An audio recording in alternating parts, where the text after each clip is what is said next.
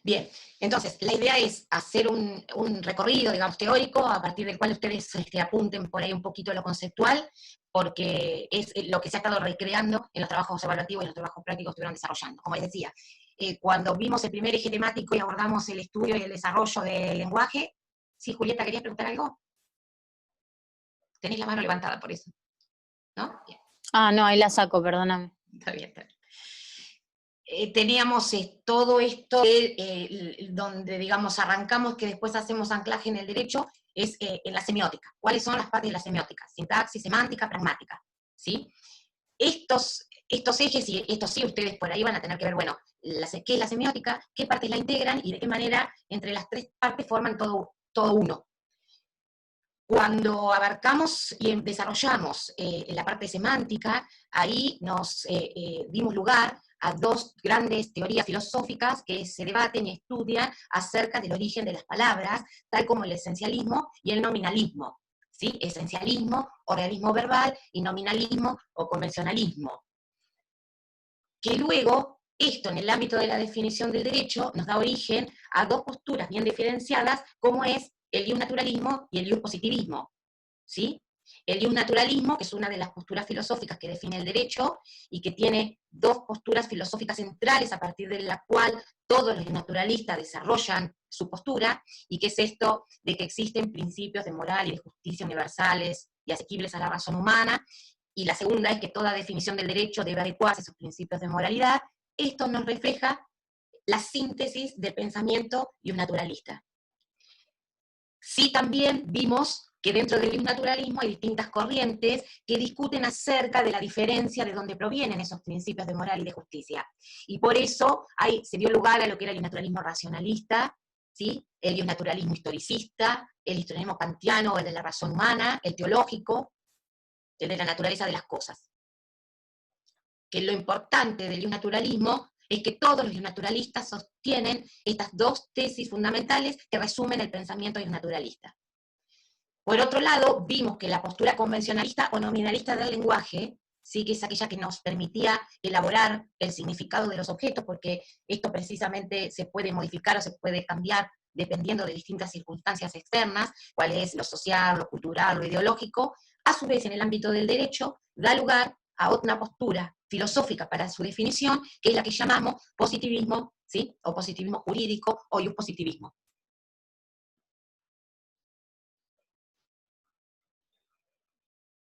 ¿Me van siguiendo o quieren hacer alguna pregunta con esto? Profe, se escucha muy mal. Se escucha como entrecortado cuando hablas. Sí, eso puede ser la situación de internet. No tengo, están casi todos. Ahora no, por ejemplo. Yo voy a tratar de hablar más pausada. Me van indicando. Dale. ¿Sí? Me van indicando. Ahora se te escucha bien, por ejemplo. Bien. Bien. Entonces, con esto teníamos que dentro de la definición del derecho tenemos dos posturas a partir de las cuales nos muestran distintas formas de encarar la definición del derecho, cuál era el iuspositivismo y el iusnaturalismo. Y dentro del iuspositivismo no encontramos una unidad de criterio como la encontramos en el iusnaturalismo. Entonces esto da lugar a que existan las distintas corrientes del iuspositivismo. Y en función de ello tenemos el escepticismo ético, el positivismo ideológico, el formalismo jurídico y el positivismo metodológico o conceptual. Una cosa que es importante, nosotros en cada una de estas unidades que hemos desarrollado, le hemos subido la bibliografía. Estos temas están muy bien explicados y no van a tener dificultad utilizando Introducción al Análisis del Derecho de Carlos Nino, y luego ensayos del doctor Portela para los que podamos no encontrar en Nino, sobre todo esto se da en las últimas unidades de interpretación y de aplicación. Pero no van a tener dificultad en cuanto a todas estas cuestiones teóricas que estamos recreando y que hemos ido desarrollando en las otras clases, si ustedes leen y abordan la lectura de Nino, que es también desde donde se estuvieron haciendo los trabajos y desde donde se han estado dando las clases. Incluso utilicen también los PowerPoint que se han ido subiendo al aula, que de alguna manera muestran un resumen de esto que hoy estamos también desarrollando. Entonces, teníamos que dentro del iuspositivismo se encuentran distintas corrientes, porque no todos los iuspositivistas comparten la misma forma de definir al derecho. Y en función de ello nos encontramos con el escepticismo ético, el positivismo ideológico, el formalismo jurídico y el positivismo metodológico o conceptual. A manera de síntesis podemos decir que los tres primeros tipos de positivismo corresponden a los más extremos, o sea, aquellos que sostienen que la definición del derecho depende únicamente de las normas, depende únicamente de ese conjunto de normas que conforman el orden normativo o el sistema jurídico, independientemente de la moralidad o de los principios morales. En cambio, la última tesis o postura o corriente del positivismo, como es la llamada ventaja metodológica, positivismo conceptual, nos muestra una visión más atenuada porque principalmente ancla ciertas normas a ciertos principios de moralidad mínima. Es la primera tendencia dentro del pensamiento positivista a reconocer la sujeción del sistema normativo, de la norma jurídica, a ciertos principios de moral y de justicia, ¿sí? Como reconociéndolo en las normas, reconociéndolos en el sistema y positivizándolos. Y aquí luego tenemos esta discusión que aparece en este siglo y donde de alguna manera se muestra como que puede haber un retorno o una vuelta al naturalismo, porque aparecen pensadores que reconocen principios de moralidad necesarios en la definición del derecho para evitar hechos aberrantes como los que acontecieron en Alemania en la época del genocidio, ¿sí? Que es donde hace el clic el pensamiento filosófico y donde aún aquellos pensadores positivistas extremos comienzan a advertir la necesidad de ciertos principios de moralidad en la definición para no dar lugar a hechos que terminan siendo repugnantes y que terminan siendo inadmisibles por el orden jurídico, por lo menos para esta cuestión del pensamiento. Y a partir de aquí, nosotros sobre todo hemos hecho hincapié en el pensamiento de Dworkin, que es uno de los positivistas contemporáneos, positivistas modernos, que algunos también los llaman los naturalistas de este siglo. Todo este material de Dworkin ustedes lo van a encontrar en ensayos de teoría del derecho, mucho más desarrollado, o desarrollado directamente, porque en mí no creo que no hay nada, por eso que van a tener que acudir a ensayos para leer acerca de Dworkin y para leer acerca de la relación entre las reglas y los principios. ¿Sí? Una vez que avanzamos en todo lo que es el aspecto y la interpretación de las corrientes filosóficas y cómo se debaten acerca de la definición del derecho, que es la parte semántica, digamos, del aspecto del derecho, sí nos adentramos luego en la parte sintáctica. Y cuando hablamos de lo sintáctico y lo trasladamos al derecho, recreamos aquellas unidades que son las netamente jurídicas, como es la de la norma jurídica, la del sistema jurídico y la de conceptos jurídicos fundamentales básicos. ¿Qué es lo que se pide o qué es lo que se pretende, sobre todo de estas unidades que son, digamos, las centrales, porque son las netamente jurídicas, que a ustedes les quede, digamos, que puedan darnos una evolución? Por supuesto, como esto es tan amplio, hemos tomado algunos autores. Entonces aquí tenemos a Kelsen y tenemos a Harcourt, sobre todo, y por supuesto que a Dworkin, por todas estas cuestiones hemos hecho referencia y lo hemos incorporado.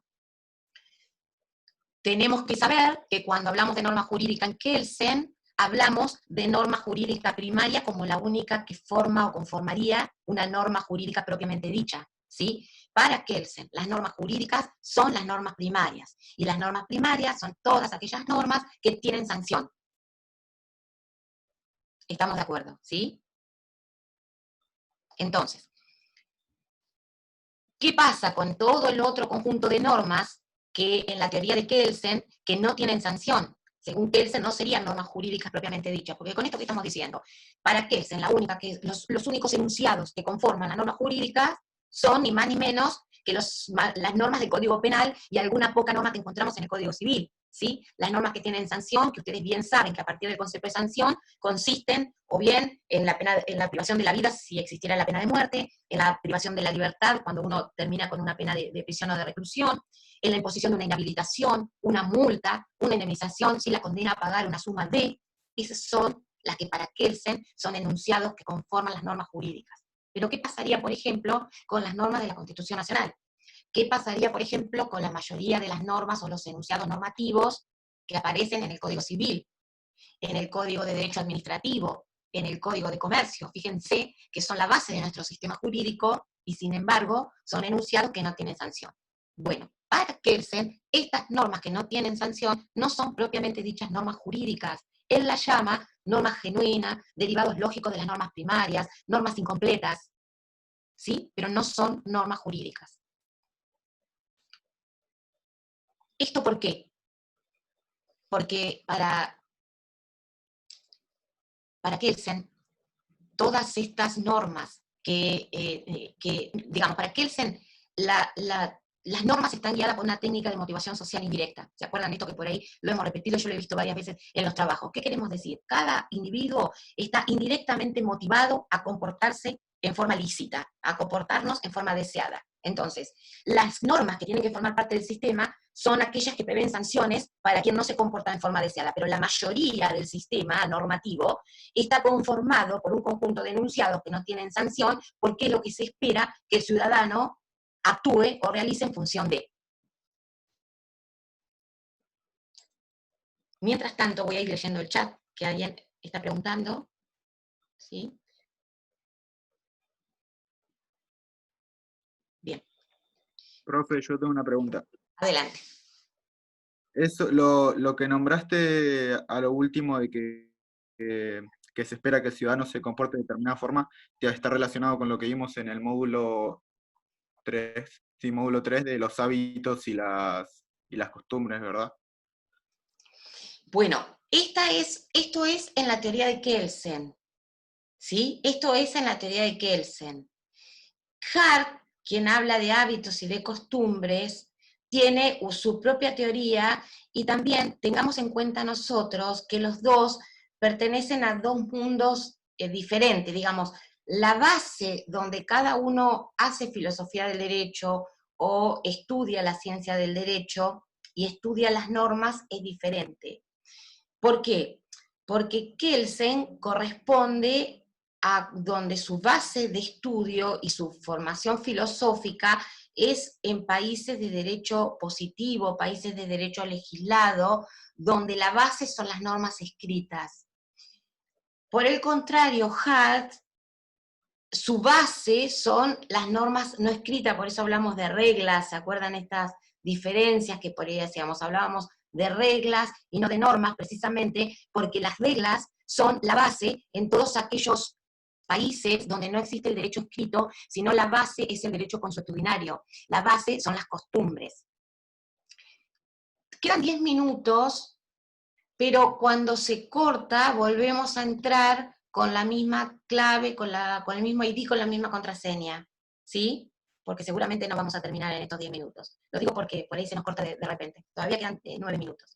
Entonces, ojo con esto, quien de alguna manera nos está indicando que las normas constituyen técnicas de motivación social indirecta es Kelsen en la elaboración de su propia teoría. Esto no aplica para el resto de los juristas porque cada uno tiene su propia teoría, a pesar de que ustedes habrán visto ya a esta altura que Hart desarrolla toda su postura, toda su teoría de las normas jurídicas a partir de las críticas y los debates que hace con Hart y luego con Kelsen, perdón, y luego también con Dworkin, ¿sí? Quiero decir con esto, más allá de que cada uno de los juristas desarrolla su teoría a partir de determinadas críticas del otro, hay ideas que no se comparten. Entonces, la idea de que las normas son técnicas de motivación social indirecta y por esto conlleva a que el sistema jurídico estaría conformado únicamente por normas que tienen sanción, porque son las que se necesita de corrección hacia aquel individuo o aquel ciudadano que no se comporta en forma deseable, no significa que esto se replique en el resto de los filósofos del derecho o expositores que nos narran y nos cuentan de su teoría, ¿sí? Entonces, cuando se habla de hábitos y se habla de costumbres, es Hart quien habla de hábitos y de costumbres, no Kelsen, porque Kelsen no reconocería nunca que los hábitos o las costumbres sean la base del sistema normativo, sean la base del sistema normativo, ¿sí? Precisamente el sistema jurídico para Kelsen está conformado por todas aquellas normas que tienen sanción, que él las llama normas primarias. Y los derivados lógicos de esas normas primarias no son ni más ni menos que las normas secundarias, ¿sí? Y estas normas secundarias son todo este conjunto de normas y de reglas que no tienen una sanción y que prevén las conductas lícitas. Por eso luego, esto lo resumimos fácil cuando lo llevábamos al ámbito de los conceptos jurídicos fundamentales básicos, y nosotros ¿qué tenemos que hacer? Identificar la norma primaria con la sanción, por lo que estamos diciendo, y la norma secundaria con el deber jurídico. ¿Sí? ¿Recuerdan esto? Recuerdan entonces que como la norma secundaria es un derivado lógico de la norma primaria, contiene la conducta deseada, contiene la conducta lícita. Esto se llama, en términos de conceptos jurídicos fundamentales básicos, deber jurídico. Que el deber jurídico es eso de que se debe no, que a veces se formula lógicamente de esta forma porque precisamente no es lo contrario, sino que es lo opuesto al acto antijurídico, que es lo que está puesto en el antecedente de la norma primaria. O sea, el acto antijurídico es el antecedente de la norma primaria en el esquema de Kelsen de norma jurídica. Y la norma secundaria contiene el opuesto a ese acto antijurídico que se llama deber jurídico. Y que si esto lo estructurábamos en una forma lógica o utilizábamos un lenguaje formal, podíamos decir que dado A, entonces S es la formulación lógica o la formulación, el lenguaje lógico o el lenguaje formal de la norma primaria en Kelsen. Y el se debe no A es la formulación de la norma secundaria según lenguaje formal en Kelsen. ¿Se entiende esto que estoy diciendo? ¿Quieren preguntar algo? ¿Podría repetirlo, profe? ¿Cómo, perdón? ¿Podría repetir lo último? Que la formulación formal o el lenguaje formal, que es a través de la lógica de la norma primaria en Kelsen, se da a través de una fórmula que establece, dado A, entonces debe ser S. ¿Sí? Nosotros con esta fórmula enseguida advertimos que estamos en presencia de una norma de tipo primaria en Kelsen porque contiene la sanción. Y que si tuviéramos que formalizar la norma secundaria, vamos a decir se debe no a. ¿Sí? Se debe no a, porque es el opuesto al acto antijurídico. O sea, si la norma primaria en Kelsen establece a que matare le corresponde de 8 a 25 años, la norma secundaria diría se debe no matar. Es un derivado lógico de la norma primaria y está conteniendo la conducta deseada, la conducta lícita, que no se llama ni más ni menos que deber jurídico.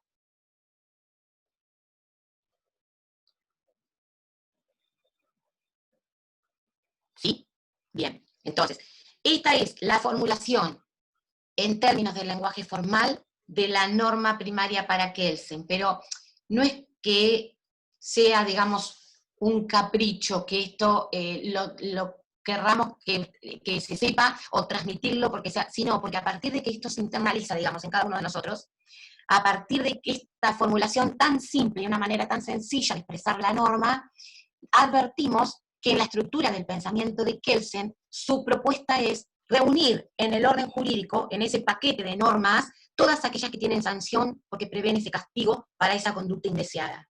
Y por eso hablamos de técnica de motivación social indirecta. O sea que si ponemos a analizarnos estas cuestiones, son muy pocas las normas propiamente dichas que para Kelsen conforman el sistema jurídico o el orden jurídico. Porque el resto de enunciados, el resto de normas serían de tipo permisivo, o serían de tipo formal, que nos estarían diciendo o nos estarían guiando el camino como para llevar a cabo determinados actos o determinadas conductas, como serían las reglas de procedimiento, ¿sí? Por ejemplo, las del Código de Procedimiento Civil, que nos establece cuáles son las formas o qué enunciados son aquellos que conforman la manera de interponer una demanda. Por ejemplo, si tenemos un problema en nuestro trabajo y tenemos que reclamar una indemnización por despido, tenemos las formas y a partir de estos enunciados que nos establecen de qué manera tenemos que intimar a nuestro empleador para que nos pague, y si no nos paga, de qué manera podemos recurrir al órgano jurisdiccional para reclamar una indemnización por despido, por falta de pago de algún haber, etcétera, etcétera, ¿sí? Lo mismo acontece en todos los otros ámbitos o aquellas otras normas de tipo que te habilitan un determinado beneficio, como son los derechos previsionales. Entonces, a partir de ahí nos encontramos con las formas. Este tipo de normas para Kelsen son normas de tipo secundaria.